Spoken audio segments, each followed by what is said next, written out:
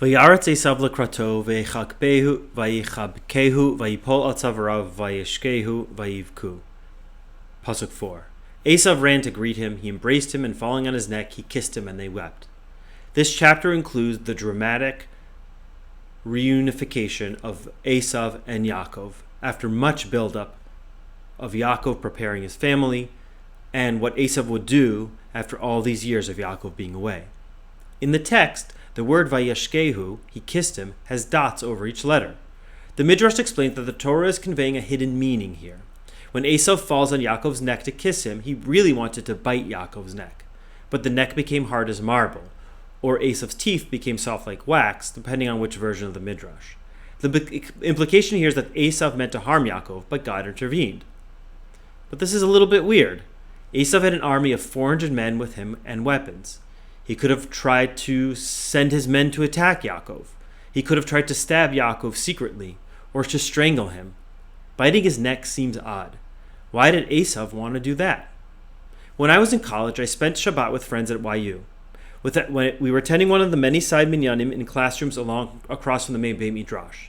During davening, I noticed a student paper lying on the desk entitled, "Was Esav the First Vampire?"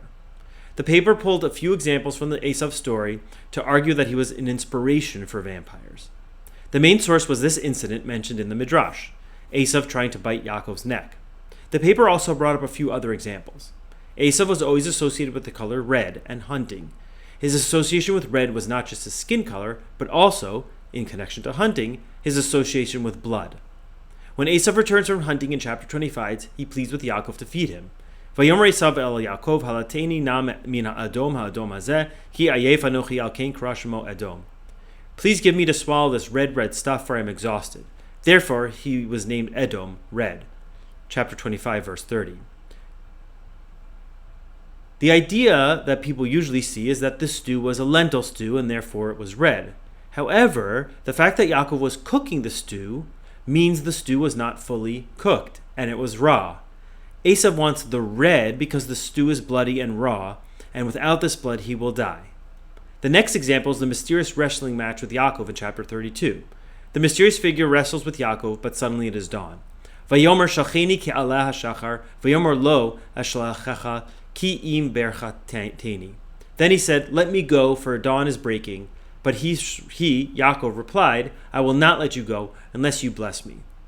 Pasuk 27 of last chapter. Rashi believes that this mysterious person was Esav's guardian angel.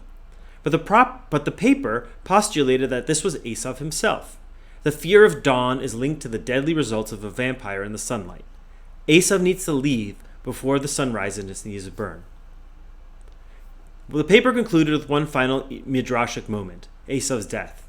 According to Pirkei de Rabbi Eliezer and other midrashim, when Yaakov dies and is brought to Marat HaMachpelah by his family, Esav tries to block the burial, claiming the final spot really belongs to him.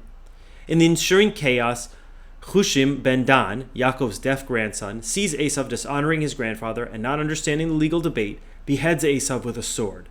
Esav's head rolls into the cave and is buried alongside the patriarchs, with his body remaining outside. This dramatic and violent end, a beheading, a severed head buried in a sacred tomb, was also cited in the paper as the final vampiric image. The classic death of a vampire is decapitation, and Esav's head, separated from his body, is buried in a holy place. Of course, the theory is quite imagining and entertaining, but doesn't work in many other respects. The biggest one being that Esav is oftentimes walking around during the day. We obviously don't see him as any sort of undead person.